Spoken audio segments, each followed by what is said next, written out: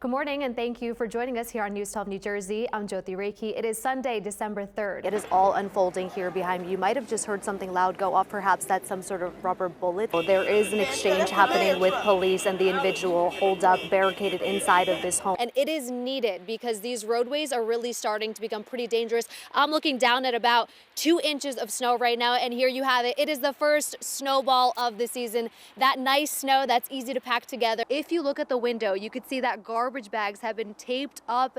Glass is shattered. Over here to my left-hand side, you can see that the window is cracked as well. I saw the Port Authority come by with some massive floodlights. So yeah, they're gonna have to be here until this fire is out. And as you can see behind me, it is still burning.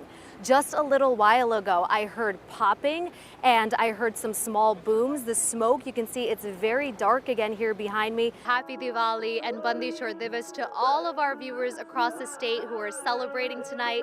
I'm here at Sikh Gurdwara in Lawrenceville, where you can see families have been coming together and lighting these candles that you see here beside me. This is unfolding live as I'm speaking to you here from Trenton as police attempt to get this very dangerous individual out of the home who again is accused of killing 3. I am standing here with the police director from Trenton. This is Steve Wilson. And sir, thank you so much for joining us.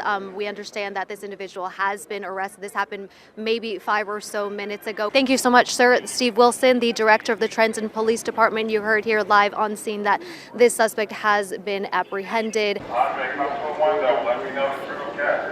Long guns drawn and tactical gear on. Officers in a tense standoff beginning around 10:30 Saturday morning on Phillips Avenue with the suspect they believe to be barricaded inside this Trenton home. Apparently, intelligence gathered during our investigation led the law enforcement to believe that the suspect was inside the address down the street on Phillips Avenue, and a perimeter was then set up. However, apparently, before the perimeter was completed, the suspect was able to get out of the location unseen.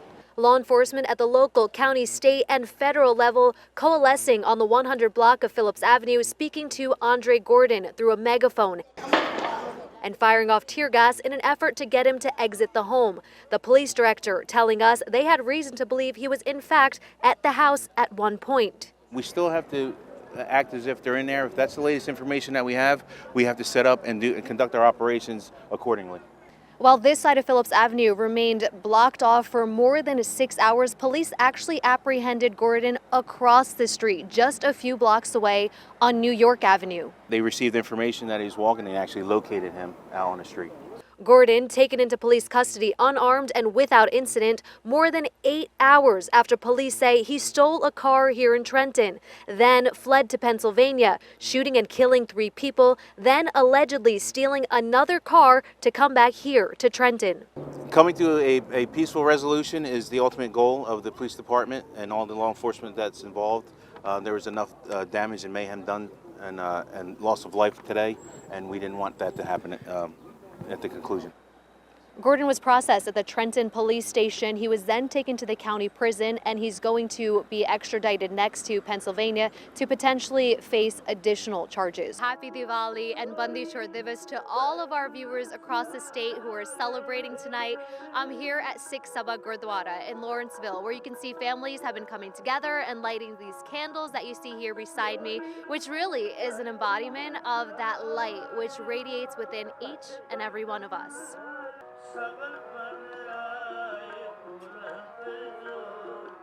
As candles illuminate the faces of devotees, an enlightening Sikh prayer rings out for reflection. The world is in a very dark time right now, so all we can hope for is finding peace for everyone and finding some light and truth for those who are suffering. As billions around the world once again celebrate Diwali and Bandi Chhor Divas, this year feels a little bit different for some.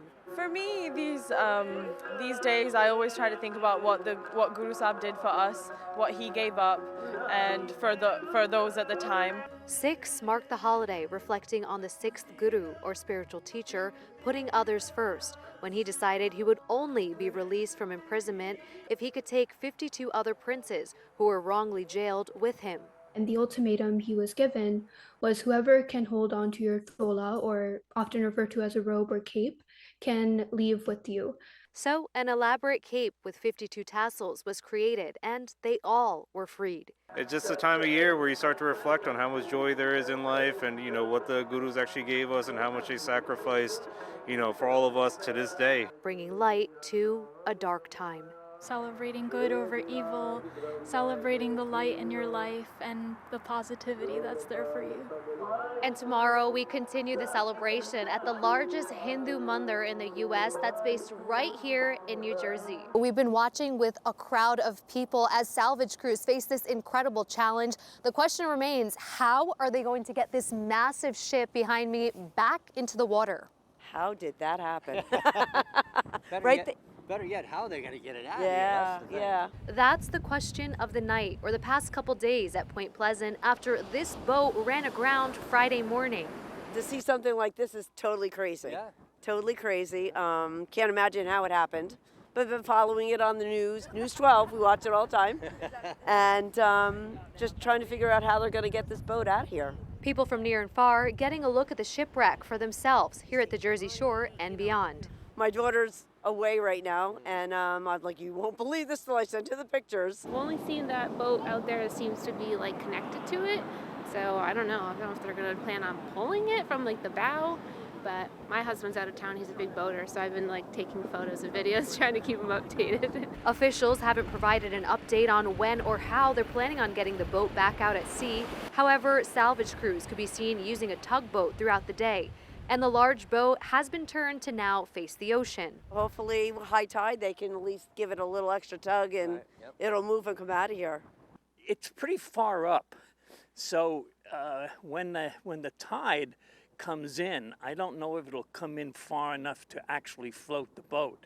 So they might be up against dragging it along the sand before they can get it back in the water. But again, that's up to them. So. And the investigation into how this happened is still ongoing. We'll bring you any new information once we get it. Reporting in Point Pleasant, Joti Rekhi, News 12 New Jersey.